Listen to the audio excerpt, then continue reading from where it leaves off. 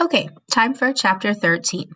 Remember to follow me on Instagram, and this summary should take us through the first half of the chapter. Um, I'm probably going to make two videos, you know the deal. Okay, so chapter 12 ended with Gambili singing. She's in the car with Father Amadi on her way home from getting her hair braided. She is really excited. She feels happy. She feels free. She got to spend time with Father Amadi. A few days later, or the next day, I don't remember, she goes to a service at Father Amadi's church. Remember, he's Catholic, just like she has been raised, but she describes his church as differently from her church. This is a quote from the book. She says that the church it doesn't look as fancy, as ornate, but that also, interestingly, the women don't have their hair covered like she's expected to at church, and some women are wearing pants. Oh my gosh, women are wearing pants. So one of the questions is, what would Papa think? What do you think Papa would think? Answer your questions. All right, so then they go home, and Auntie Fuma is talking to her friend Shiaku, and her friend says, "Did you hear what happened to Professor Okafor's son?" And Auntie Fuma's like, "No, his son is actually Obior's friend, so he's 14. So he stole his father's exam papers and sold them to his students." Um, and spent the money. But now that the university closed down because of all the riots and stuff, there's no exams. So the students came to the house and beat the son who had, sold them something they couldn't use.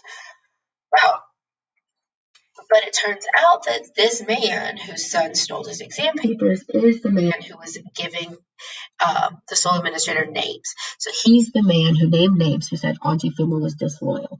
So we're supposed to be kind of getting a lesson here that's like, when you point your finger at someone, okay, there's three fingers pointed back at you.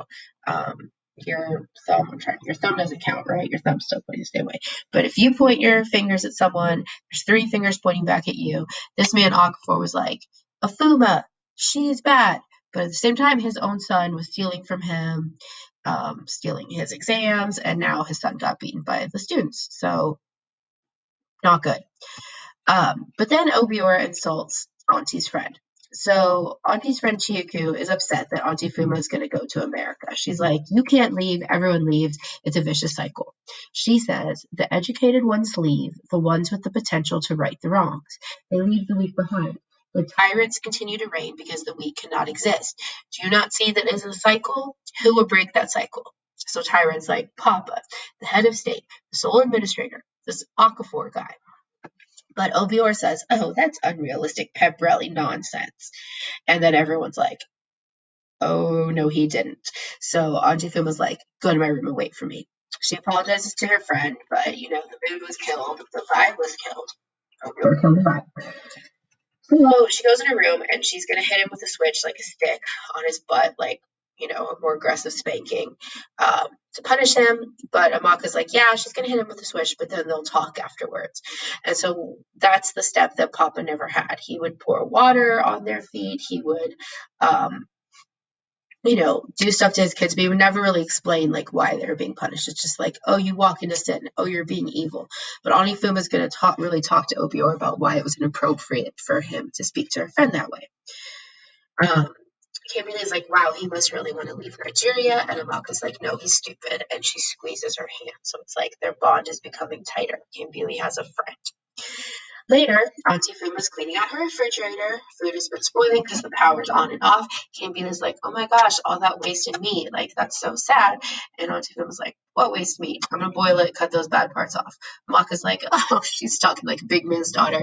Kimberly's like, hee. And now they're laughing. They're friends. They're happy. Like, wow, everything's great.